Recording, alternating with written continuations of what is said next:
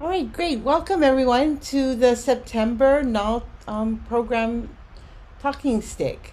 We're so glad you joined us this morning. Again, this session is about us talking together and you folks talking together. So let's go ahead and get disclaimed. This presentation was produced under U.S. Department of Education contract number GS00F115CA with Synergy Enterprises, Inc. The views expressed herein do not necessarily represent the positions or policies of the U.S. Department of Education. No official endorsement by the U.S. Department of Education of any product, commodity, service, or enterprise mentioned herein is intended or should be inferred. Awesome. Okay, now that we've been disclaimed, this is what our agenda looks like today. We're going to go over some APR reflections and then get to a place in the agenda that there's some questions I want to sort of get your thoughts on, and then a time for you to share some strategies that you may have used during this time of COVID. And then we'll be wrapping up with the end of the year sort of updates, and reminders, and then upcoming events.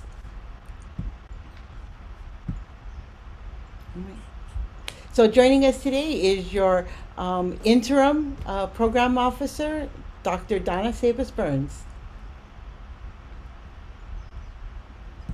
Hello, everybody. It's so nice to be here. The past couple ones, it seems like I've been pulled out of meetings, getting ready for the American Rescue Plan grant competition. So I'm so happy to be able to join you today, and thank you for taking the time to join us today. Again, I'm Olani, and I'll be facilitating us through this talking circle. But let's move on. There's some announcements I think Donna wanted to share. Sure.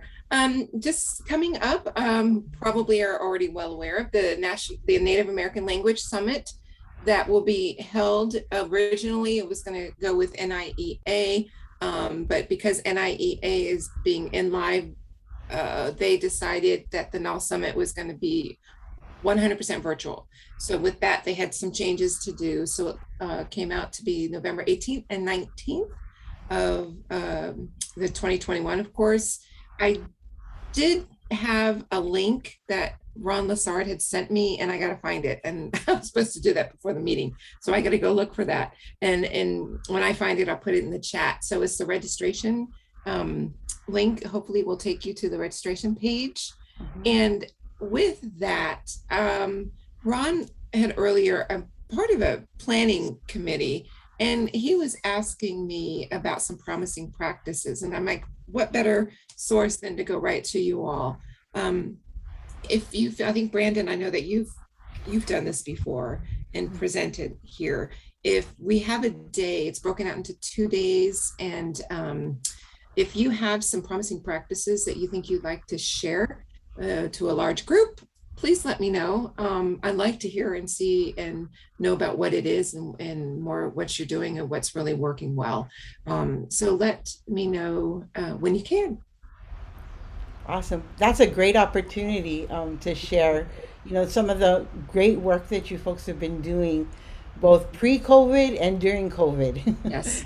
Actually, I'm glad you said that, especially during COVID, because I was in a meeting earlier today with the assistant secretary, and he was specifically asking us questions about how are the grantees coping with COVID getting back into schools. And I know this particular program is language based, but I really would still like to hear from you now that school's in session, for those of you who are coming back in live. How's it going, and what are some of the challenges that you're having too? So open book here. Anything you have to share, I'd love to hear. Did you want to do that now, Donna? Do you want to take a couple moments to Sure, let's do Okay. that. Absolutely. Okay, go ahead. Anybody, you can unmute if you want to sort of share how is it going now that students are coming back into school with your language program, and maybe just the environment that they're coming back into. Well, I'll share. I mean, I think everyone is in the same boat of just trying to do whatever we can to get through this pandemic. all of, I mean, I'm speaking specifically to our UPIC immersion program, but all of our language immersion programs in Anchorage are lottery based. And so people have to sort of lottery in to get into the programs. And so one of the concessions that we made last school year was that if parents didn't want to send their children back to school, that we would not penalize them and that we would hold their place in the lottery. And then we started phasing kids back throughout the fourth quarter of the school year last year. But recognizing that, and in our UPIC program, our kids are really young. I mean, we're only up to third grade right now. And so recognizing that they were on Zoom pretty much 3/4 of last school year, that we are just maximizing every possible moment in the school day now to focus on student engagement and language output. And so, and it was weird, the first time we did live PD in 2 years was this August.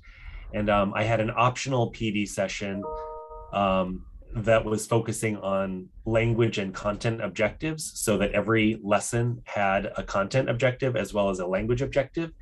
And my entire UPIC team came to that workshop, which was great. Yeah. And then the other thing, I had a presenter come up and spend an entire day on engagement strategies and activities, really focusing on that language input and the language output, and lots of fun in engaging activities to sort of like keep the momentum going and never have a dull moment in the classroom. That's never. It's always something. Yeah, exactly. But we're taking it one day at a time, and we're struggling district-wide with staffing, and we're down bus drivers and having to cut certain routes and stuff. But every once in a while, something great happens. So our UPIC kids went berry picking, which is a very, very UPIC thing to do. And so they actually were able to get a bus and go berry picking, and now they're doing things with the berries. So they're actually I don't think you say canning berries, you jar them, but they're creating jams and Eskimo ice cream, and just it was a great thing. Yeah. Eskimo ice cream. Oh my gosh, this is so good. Yeah. Wow. Yeah. That's wonderful. Yeah. Can I share one other thing? I don't want to monopolize Please. this, but one of the things that we did build into our grant application was a series of parent or family engagement workshops. And so the presenter that did the language objective and content objective workshop was one of our consultants that was helping lead this. And so she came up and worked with our UPIC team, as well as some of our consortium partners with the Alaska Native Heritage Center and some others, and really was looking through a Alaska Native lens. This work has been done for a Spanish community and a Hmong community, as well as an Ojibwe community in Minnesota. And so looking at the materials that were already created and developed through an Alaska Native lens, so that it was culturally appropriate and more authentic, we have 4 workshops that are we're going to start them via Zoom, because Alaska, I believe right now, has the highest number of COVID cases in the nation, and our numbers are skyrocketing, and we're doing everything we can to keep kids in school, but it's a challenge. But anyway, these workshops are designed to inform parents or family members about what language immersion is, and we're reaching out to the 2 UPIC preschools that we have in the city that are not affiliated with the Anchorage School District, but they're part of our consortium, so that we can build that pipeline, starting with children that are like literally birth age. One of the preschools is 0 to 3, and the other is 3 to 5. And those kids are our natural pipeline into our program. So we want to catch them early on. That sounds fabulous. Brandon, did Ron already reach out to you? Are you already doing something for this NAL Summit? I'm not. No, because why did I think I saw your name? I thought I saw your name someplace, so I'm not sure if I was looking. You did last year, perhaps? Um, did the summit happen last year? Oh, I maybe don't think it. not. The last time I remember was when it was held in Oklahoma City. That was before my time. I just know somebody, golly, who was it? Who was talking to me and was saying that you were on there, or they saw your name or something. I'll have to look and see. But if not, if you are you interested in doing something for it, if possible? Depending on the actual time frame, like of the day, I can't attend the entire summit because I've got another virtual conference that I'm involved with. Ah, okay. But depending on the time slot or whatever, I could work around that. Okay. Let me see what's going on with it and so forth. And because I know we're looking to try to get panels together. So at least it wouldn't be all on you. Sure. You Yeah. could be sharing it so to lessen the burden. But yeah, let me, if you're willing, these are the dates. I don't know which day is going to be ours Okay. yet. I don't think I'll have a meeting on Monday, so I might find some more information out. But I'll Just let keep me you posted. know. Okay. Thank you.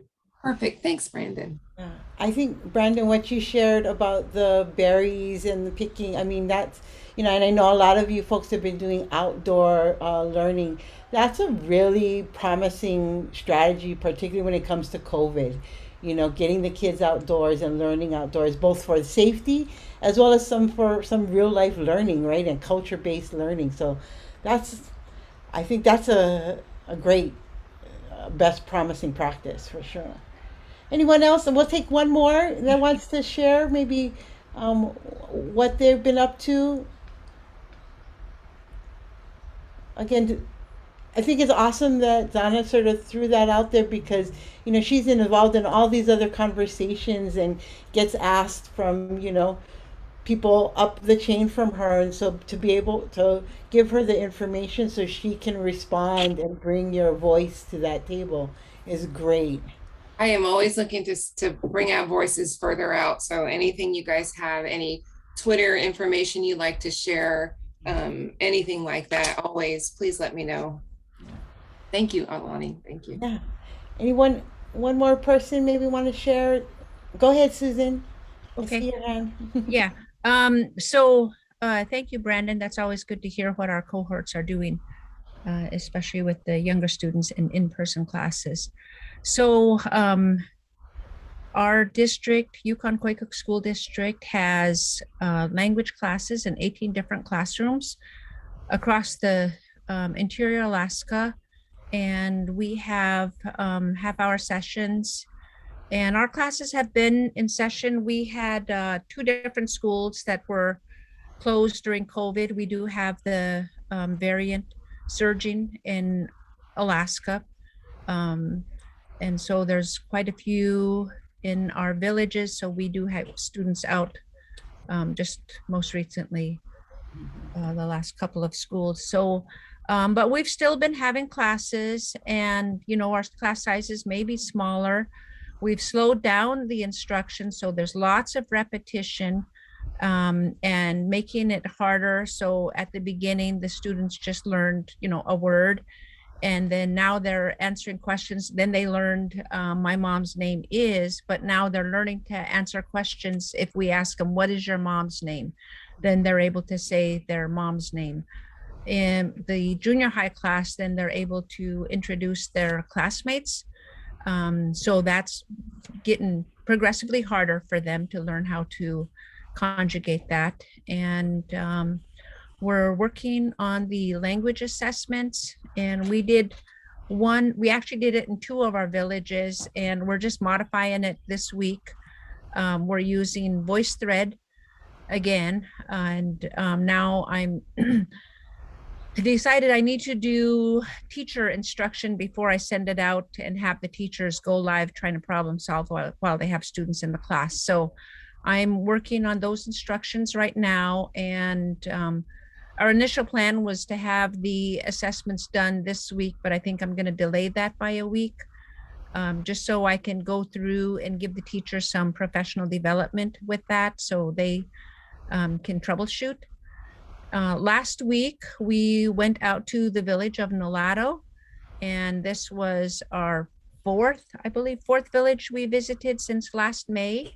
While in Nolato, we went out into the country to Caillou Slough, and we stayed at a camp. There were 15 students and 10 adults. And so students, as soon as we got there, this is moose hunting season in Alaska. And as soon as we got there, the previous boat driver had what we call have luck when they get a moose, because the moose gives itself to us. So right off the bat, students set up the camp, set up the main tent, got wood, and then we started teaching them how to butcher a moose head. So as we were learning as I was teaching them, how to skin the fur, I was teaching them like the words for the ear, the nose, and the different parts of the moose. So that was real exciting. Then the next day they had luck with their own moose, the camp did. So they learned how to butcher that, carry it back to the boat, how to safely work with the tools. And then they pretty much worked on the whole thing from butchering it to hauling it and working on it. And then we baked bread over the campfire. That was a real hit. And of course, they love the scary stories at night. So we camped out for 2 nights with them. We had students from Nolato and Caltech. Oh, that sounds fabulous. And yeah, they did journaling. They learned the place names for the place that we were camping at, Tulatlachten, Greenwater. And then we had we had a map of the whole Caillou area. It was fascinating pictures with a student who knew the country, but she didn't know the Denaga names. And then they had an elder there, and he was pointing out the names to her. And then he was telling stories about different places that we can't go through anymore. And to me, that was exciting, because all these years I've never been in that country. And he said, okay, you can see on this map, there's this cutoff here, but then we got there and sure enough, it was blocked off. So it was a fascinating week. We're very fortunate. And so did you have any kind of pictures or photos or only about 1,000 photos and videos? So my next question is, do you have any photo releases on them of sharing? We do have photo releases on all of them. Does OIE needs a special release? I don't think so, but I got to ask, because Ed may have a special photo release that we may need to get. So I'll need to double check on that, but it sounds like a fascinating, and what a great way to incorporate language. And I know Alana had talked about doing something with skinning a deer and pulling in the language component. And it's so rich. And as long as it's, of course, aligning with your grant goals and objectives, what a fabulous way of teaching language. But you did bring up one point I wanted to ask too, which made me think about how you're doing professional development for the teachers. When you say you have to go to the teachers and get them before, I'm wondering if that's also another area I'd like to learn a little bit about, maybe not right now, but to hear how you guys do that and what kind of professional development you're giving to your teachers to do. But it's just, you just kind of sparked an idea in my head. So I really appreciate everybody. And Alani, I did not mean to jeopardize conversation. No. This is good stuff. This is good stuff. Yeah, it is. It's great stuff. And I think I wanted to jump on that opportunity again that Thank you mentioned. And so I didn't want to let that pass us by. And we'll just adjust, because I do agree. It's some good stuff. And I think it really highlights the promising practices that are happening. And again, this is another example of out into the environment, learning from your environment, the language, and so you get to see the function of the words in cultural practices. And then what amazing, I love the whole place name piece too, and being with an elder and hearing the stories, I'm sure. Yeah, I mean, place names are so rich as far as language learning. It gives you great hints about the function of that environment. So Very exciting stuff. Alani, may I say Yeah, something? yeah. This is unrelated to the NAL grants per se, but I put a link in the chat. I wanted to just share because we have Alaska, Hawaii, and the lower 48 all on here. Yeah. There is uh,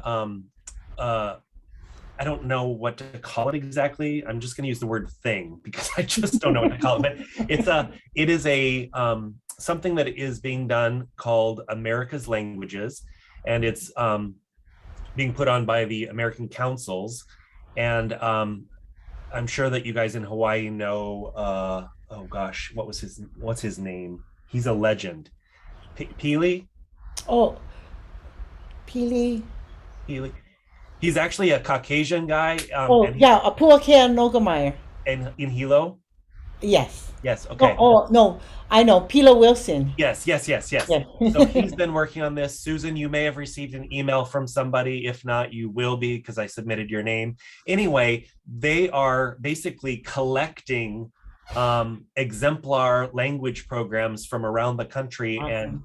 and they want to ensure that American Indian, Alaska Native, and Native Hawaiian programs are included. So I put that link in there because you guys as leaders in the field may be contacted by somebody, and or you may want to just get yourself involved. So Yeah. check out their website.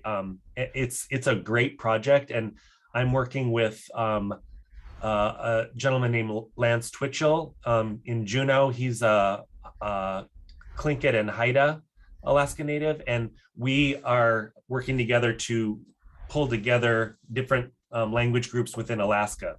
I just wanted to put that out there for everyone, just for their information. Yeah, thanks, Brandon. That sounds like a really great I mean, I can see in like I mean, I worked with Native Hawaiian language, but I can see in like being able to work with you folks the similarities that sort of cross through Native language, and the interesting thing to me is when you look at those similarities, and then you look at like 21st century best practices, they're the same thing, you know. They're very similar, and so it just is a great opportunity. Thanks for sharing that, Brandon.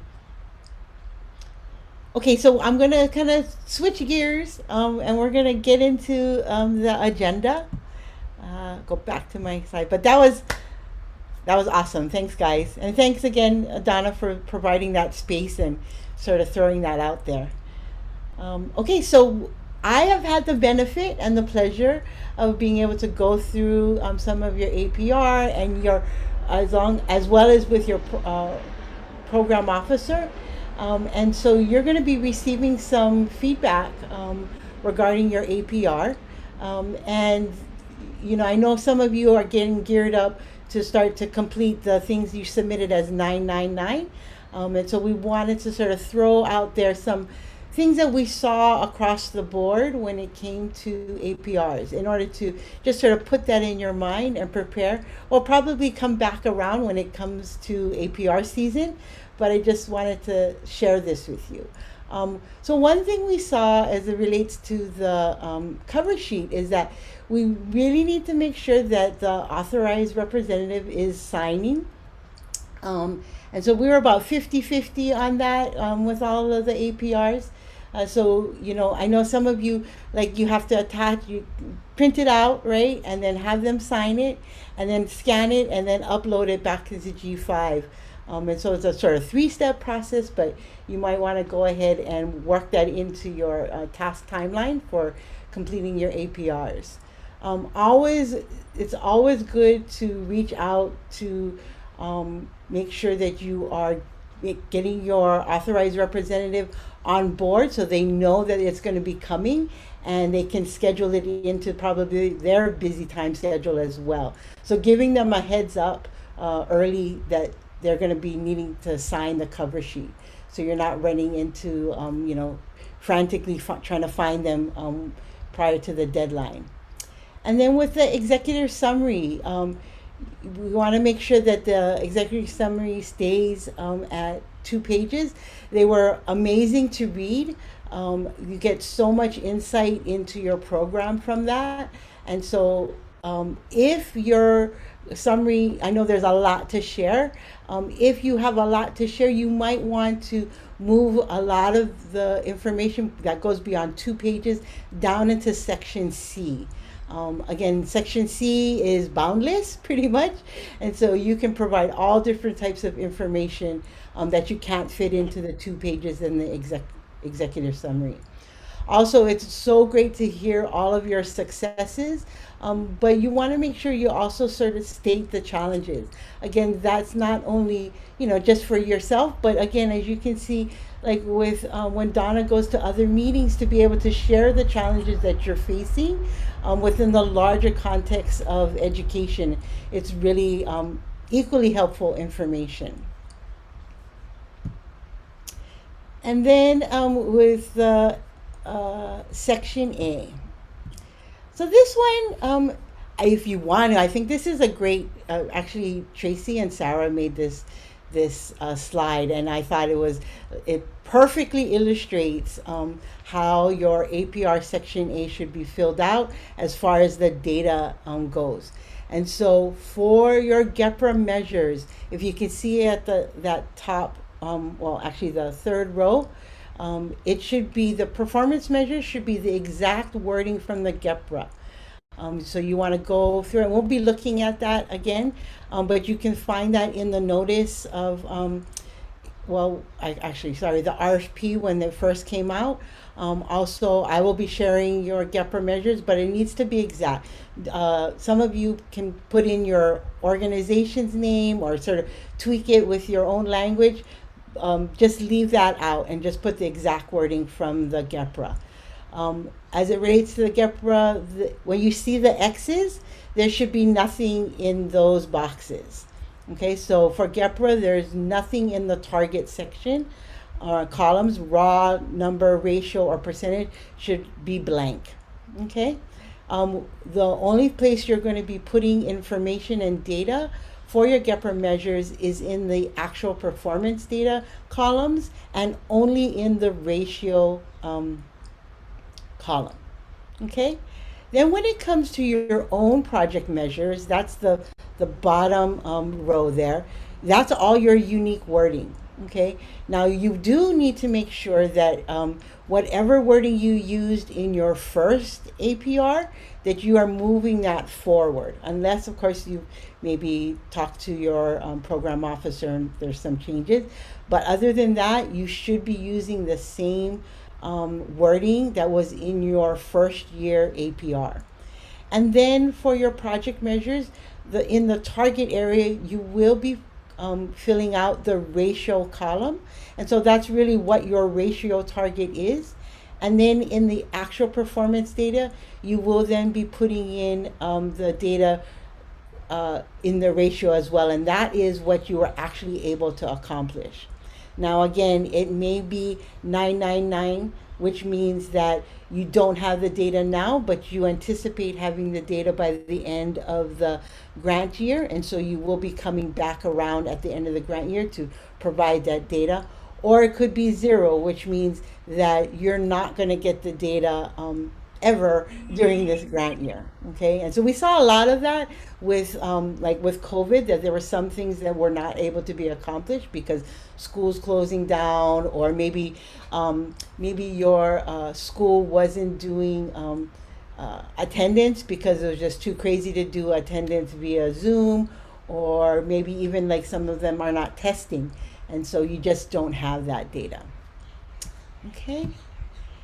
And so as it relates to the explanation of progress, and so that's that narrative part that's below the data that you're putting in. You really want to, you might want to screenshot this or make sure you're getting these points down. But in your narrative, these are the elements that should be included. You want to make sure that you're talking about how you are defining the measure. And so sometimes we get, you get the ratio, but it's not clear what that ratio actually stands for. It might be maybe you're reporting 6 from 7. Well, what does that 6 mean? Is that 6 that have completed and are, proficient, or is it, 6 that were able had like particularly around their attendance, right? So 6 means what as far as attendance goes? Means that they had perfect attendance, and how are you defining perfect attendance? Maybe they had what you consider satisfactory attendance. Then what does satisfactory attendance mean? So really trying to sort of provide some definition around what that measure means. And then the second piece is what and how data is being tracked.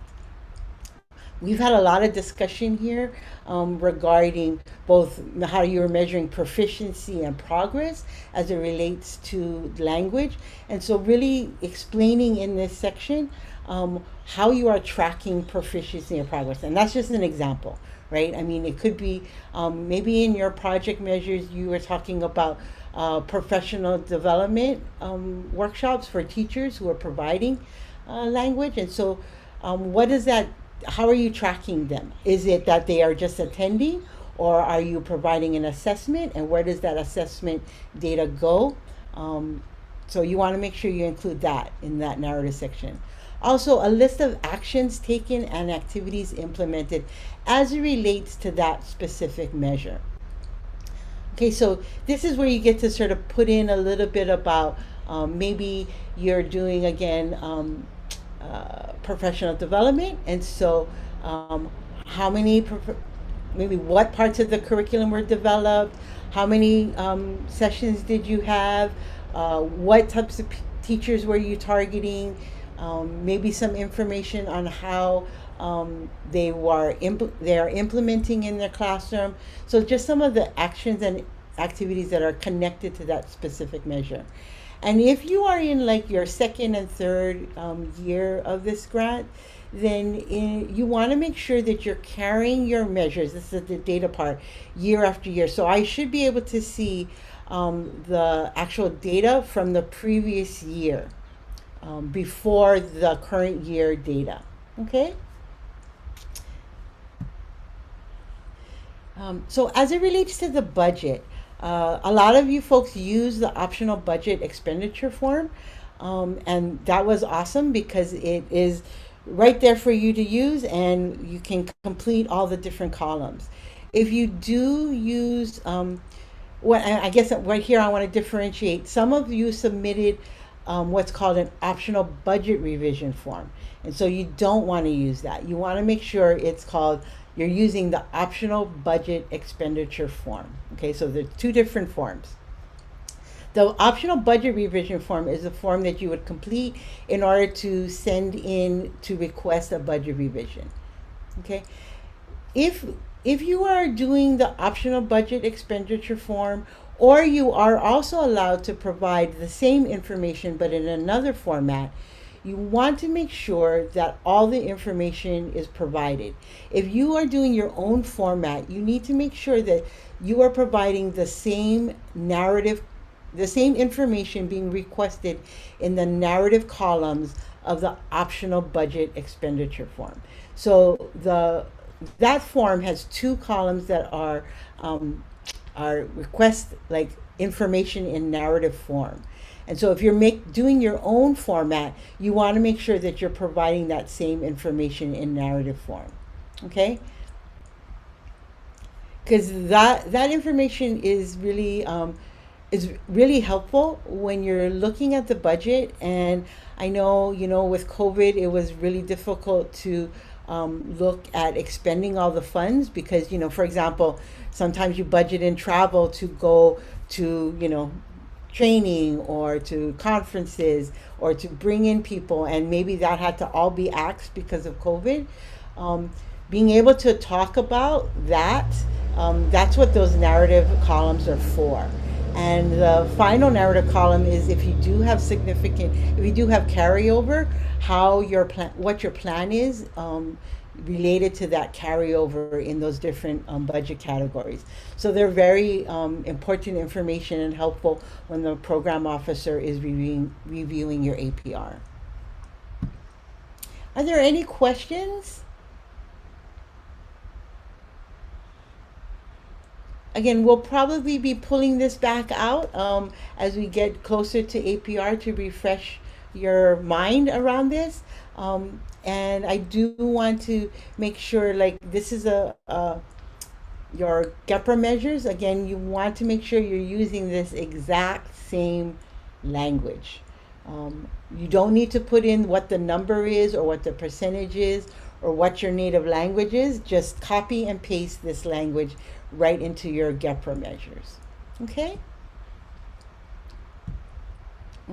I won't.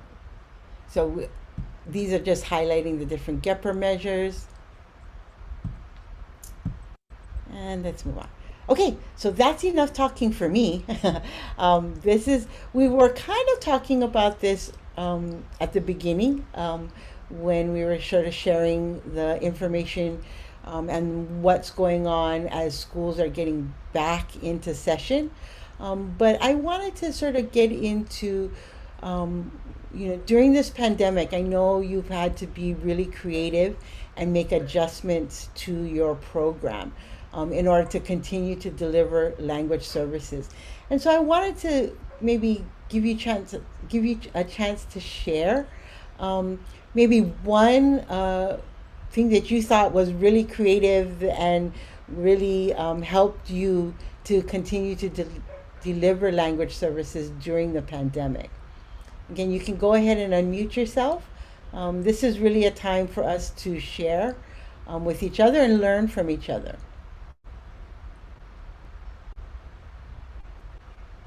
I guess I'll start.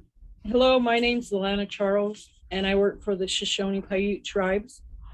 I'm the language coordinator here, and throughout the year, we've been doing a lot of outreach activities with kids, and our tribe has had us do things on the outside rather than on the inside. So we've done things like singing hokey pokey in our language Mm-hmm. and playing that with the kids, which they seem to they really like those kinds of songs. Mm-hmm. And our round dance songs, and also like presenting a hand game tournament and teaching the kids the process of how to do the hand games.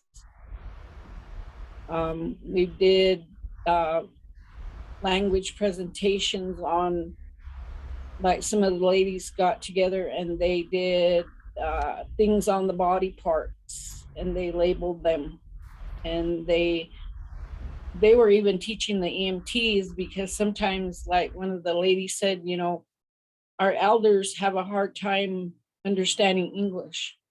Some of our elders, they're still talking the native language, which is kind of fortunate.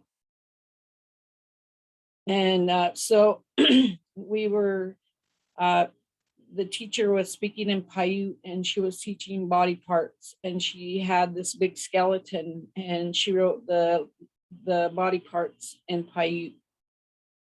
And then she would ask him, what's this, the elbow? And she would ask him in Paiute, what's this? And then they would repeat what she said.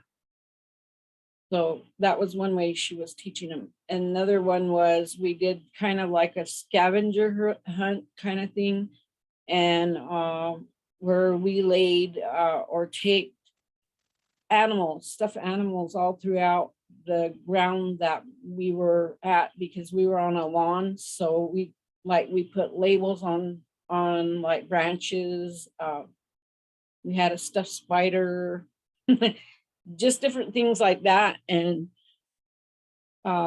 she would ask, the Shoshone teacher would ask them to go look for these animals or the plants or whatever it was, and they would scramble around trying to look for it, and then they would have to say the word back. So those kinds of activities we've done. And then we went to the basketball court and we taught them things like, this is how you play the game. And we started bringing our language, introducing it into the game, like we're throwing it now. We're passing it. And we would ask them to repeat it. And the teenagers really like this because it's basketball. Hey, Yeah.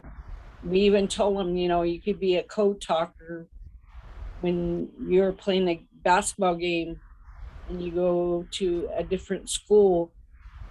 If they're not Shoshone or Paiute or they don't speak language, Right. they won't know what you're saying. Yeah. So that was kind of one way, we were teaching our kids, and we're still working on things like that. And like the deer meat class presentation that we're going to do here in October, we're talking about like doing it from like skinning the deer all the way and talking about the parts of the animals and what they're used for and how we process the food, how we slice it, and how we like maintain it like back in the old ways. Nowadays it's easy, you could just stick it in the freezer. Yeah. Yeah, so that's just some of the things that we've been doing, and we had a hard time getting teachers, and they barely got on this Monday to teach the language in the school because of COVID, and we were doing virtual. And then now this week they're going to do hybrid, which is 2 days in school and 3 days virtual. But they also have an after school program where they don't have as many students. So they were asking to see if we could get teachers in there to come and do some of the arts and crafts, some of these life skill learning. So that's where that's at. That's what we're doing so far.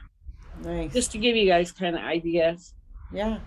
No, I love the again, we're back in the outdoors, right? And then I love the whole, modern day things that kids like basketball, right? To and the hokey pokey to, cultural practices like the deer. That blend of it is really great, and that it's all language learning, which makes the language real, right? And today.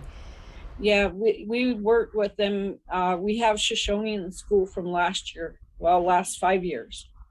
And some of the kids have been learning little sentences here and there.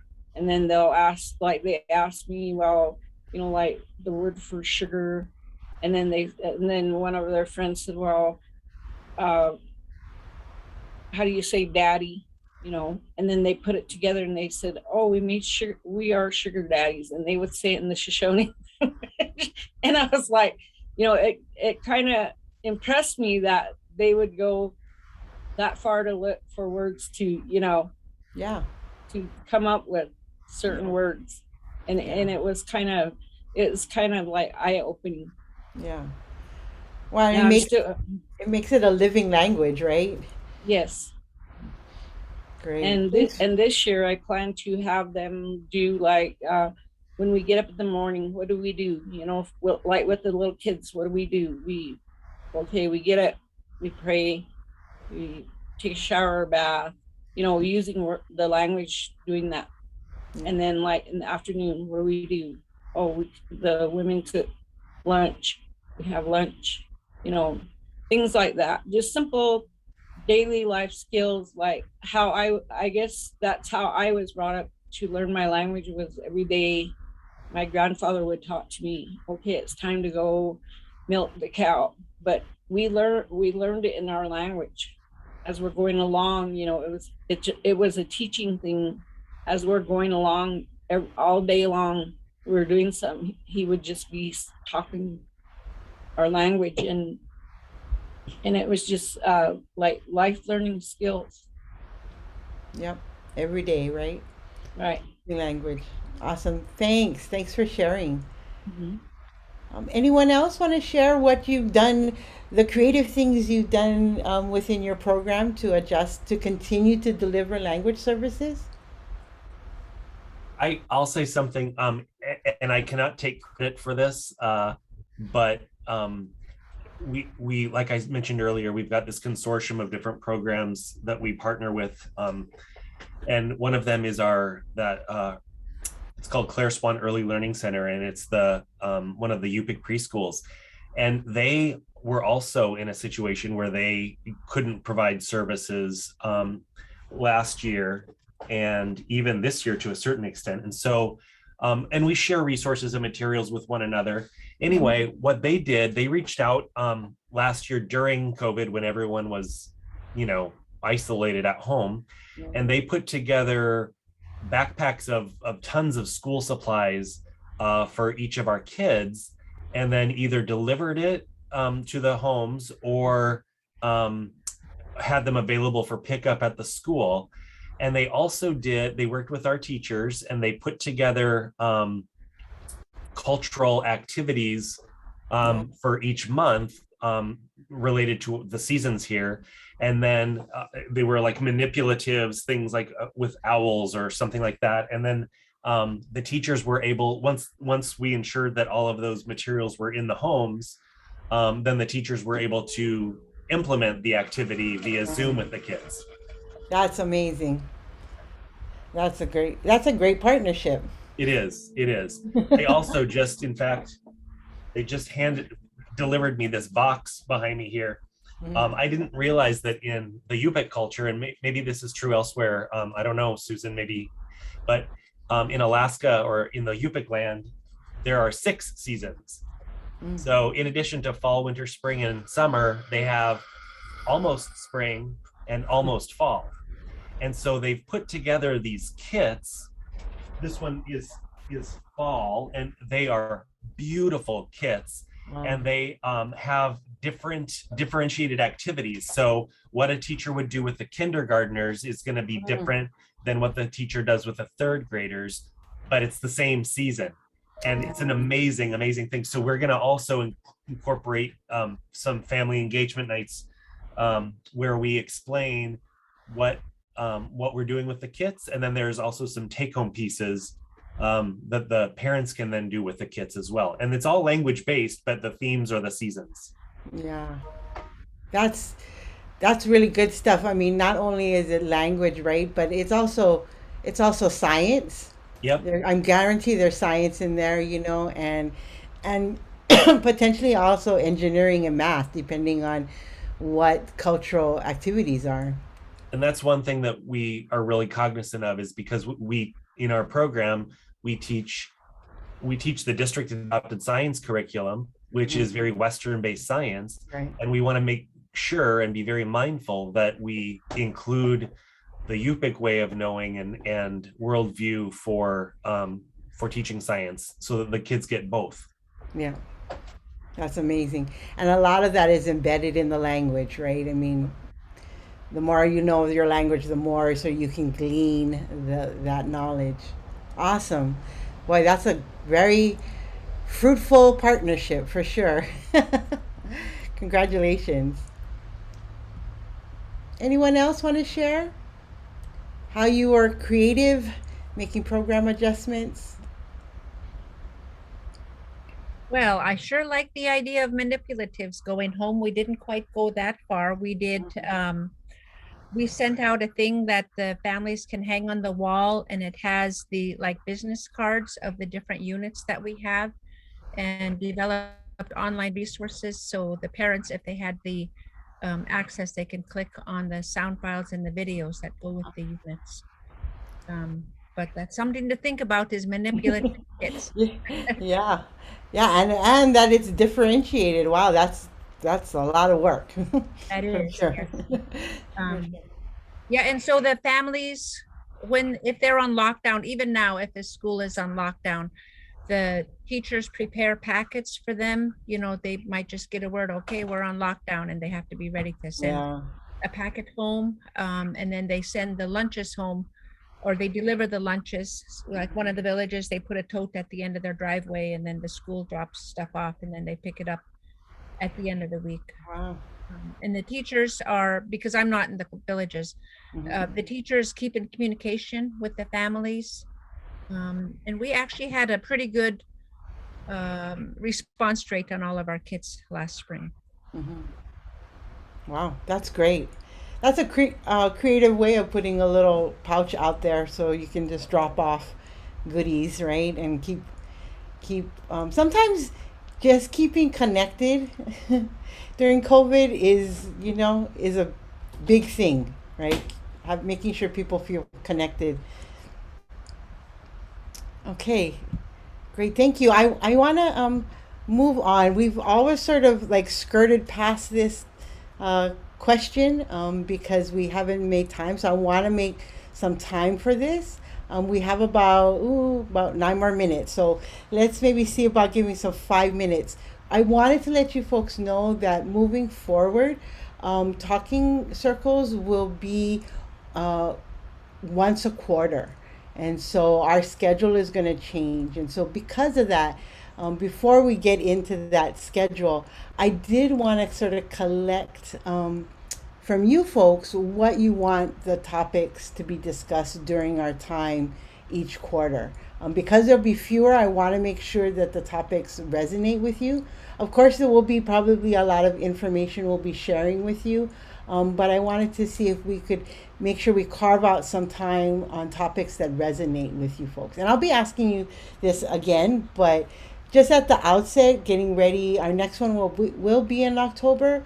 Are there topics that you want to make sure we cover and that you want to learn from each other about? And I'll be taking notes. You know, if we'll have promising practices again this year? You mean like the monthly ones? That I don't know. It's still being, well, I think it's been worked out, but I don't know the schedule and the actual topic areas. But we will have the PD meeting. I know that, and there will be ongoing training, as well as there will still be the office hours, and there will still be opportunities for coaching. And that's really one on one, right, with you folks and us. Well, Lonnie, this isn't necessarily a topic for Yeah. talking circles, but if just as for some reason it feels like this school year has already been going on forever, and it hasn't, and I feel more exhausted this year than I did last year. Mhm. And so I guess for me, what would be helpful is if you have those NAL related events, both optional and mandatory, Yeah. the dates and times, if you could send those earlier than later, Yes. because I want to make sure that I'm absolutely at all of the required ones, and then I'll fit in as many optional ones as I can. But it would just be really helpful for planning purposes. Yeah. No, thanks for that, Brandon. Actually, in a upcoming slide, I'm going to be asking to make sure that you send to the OIE at seiservices.com your updated contact information, because we will be sending out sort of like, like for these sessions, we will be sending out the invite for all of the sessions moving forward. Unless there's some, schedule change or whatever, but if you could get that to us, and even like in the talking circles, it just doesn't have to be the project director. If you have other staff you think would be beneficial for them to participate, it can include them too. So anyone you want to make sure is on the list for us to contact and send out invites, but that should be coming really soon. And then also on that same note, maybe important dates of due dates, because I reached out to Sarah Brightwell probably 2 weeks ago because I felt like I lost something or fell into a black hole or whatever. But I was thinking that because the funding year is coming to an end very soon, I thought we had to do another APR. And she said that won't be until the spring. And that was a huge relief to me, because I thought, oh my God, I've missed something and I'm going to really mess this up. So that's why I thought maybe that's where Donna saw my name on a list, is bad person that didn't do something. Well, again, you're beating me to the punch, Brandon. You're so on it. But yeah, you will, if you did put a 999 on this previous and this current year's APR, you will be needing to fill in the 999. But an APR is not due until next spring. Donna, were you gonna? Okay. No, I'm sorry. My granddaughter was asking me a question about her Oh, homework. okay. Alrighty. Um, okay, so topics. I mean, I know we've done a lot around, we have a lot of discussion around measuring progress and proficiency in this past year. And we've talked a lot about assessments. Um, are there other topics you folks would like to cover moving forward?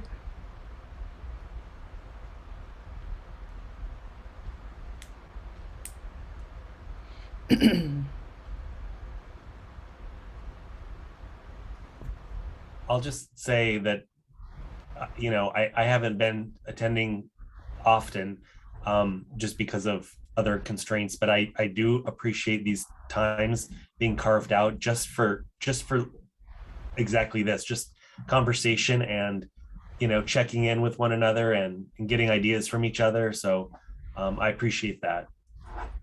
Thank you so much, Brandon, for saying that, because I know that the former program officer, I don't know if how involved she was because I wasn't able to attend a lot of them, but going forward, it really is important and having exactly that in addition to the office hours that we offer for all of discretionary. And you never know, today's office hours, we ended up helping one of our formula grantees solve a problem just by a happenstance. So you never know what you're going to get.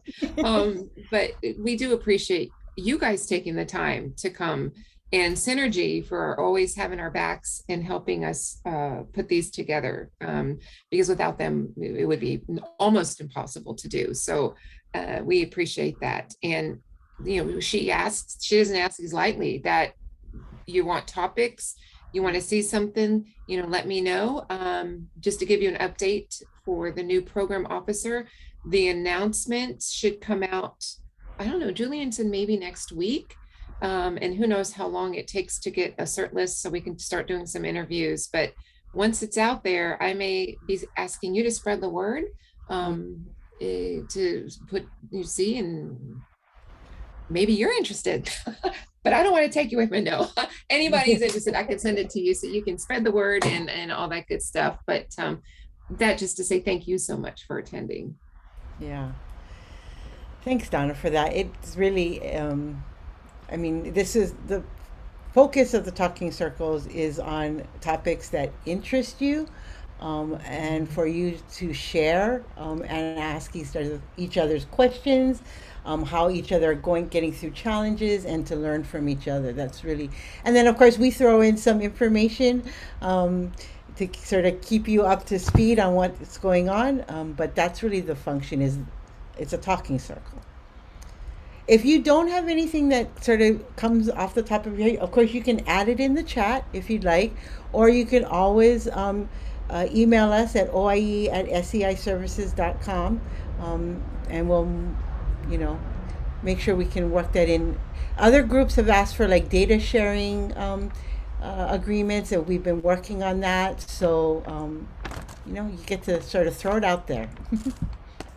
And John and Charlene and Kevin, and I'm sorry, is it Anka?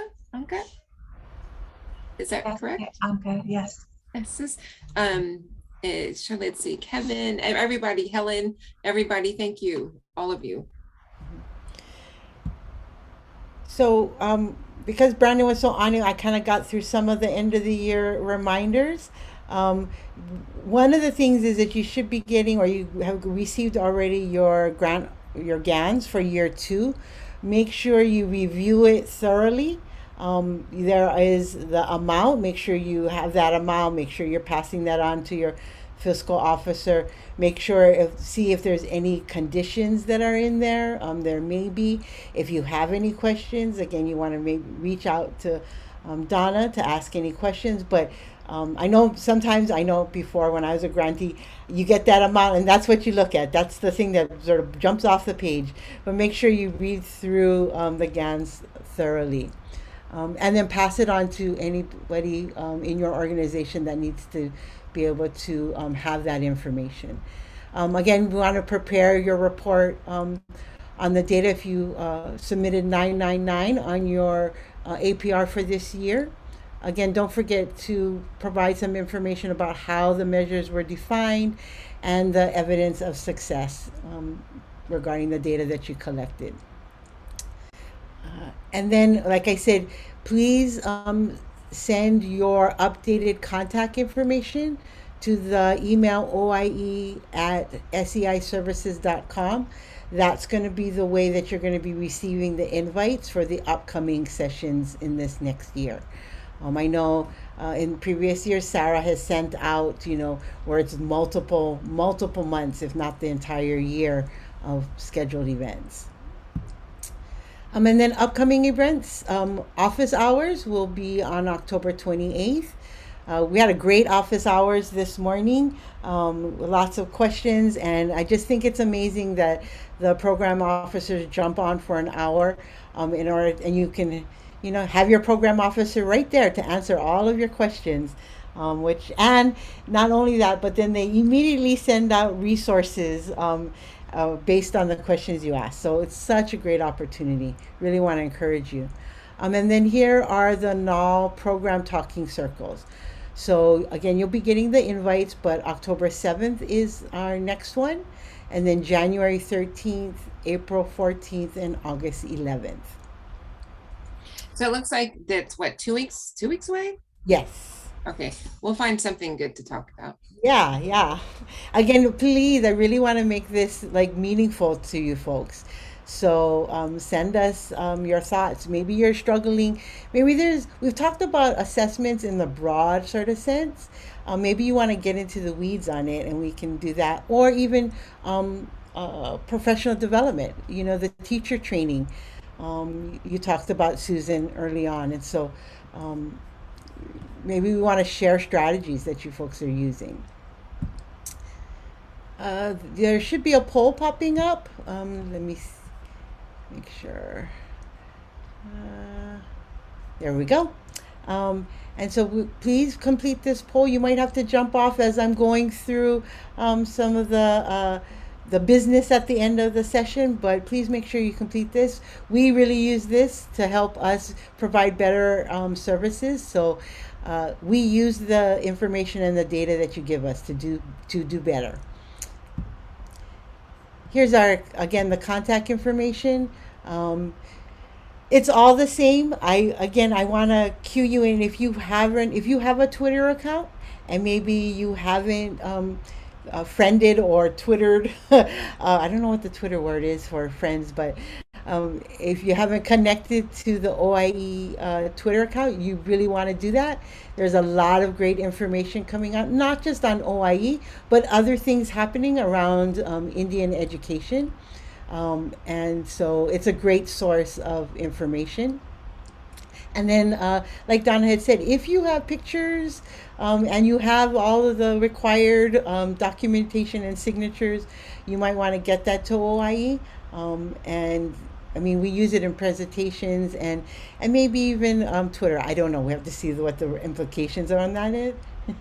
Yeah, and we even use them in brochures. We've used them in newsletters and yeah, like you said, presentations. So we are trying to up our social media presence and any way we can. So we love to share it out, and we don't think that's gotten out wide enough in the past. So we really want to focus on spreading the good work that you all are doing.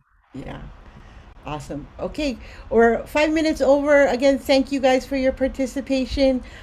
Great conversation. And, I just want to put one more thing in. If you have some things that are really, you feel are a promising approach, you may want to just send an email to the OIE at SEI Services, or even to Donna. Again, all of her conversations that it gives her more information so she can speak and bring your voice to those really important tables. So I really want to encourage you. Have a wonderful day and a wonderful weekend. Thank you, Donna, for all the great information and direction.